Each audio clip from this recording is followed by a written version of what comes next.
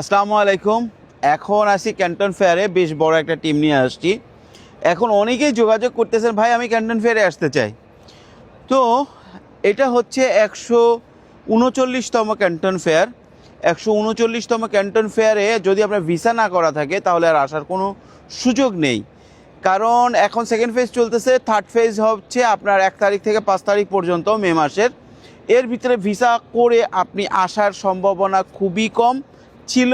পাশাপাশি হচ্ছে গত 10 দিন আগে থেকে ক্যান্টন ফেয়ারের যে ইনভাইটেশন এটা অফ হয়ে গেছে। সো ক্যান্টন ফেয়ারের বিজনেস ভিসা আর পাওয়া সম্ভব না। আর আপনি যদি ট্যুরিস্ট ভিসাও আসতে চান সেক্ষেত্রে সময় লেগে যাবে, এত শর্ট টাইমে এসে আপনি পারবেন না। তাহলে আপনি যদি ক্যান্টন ফেয়ারে আসতে চান তাহলে কী করবেন?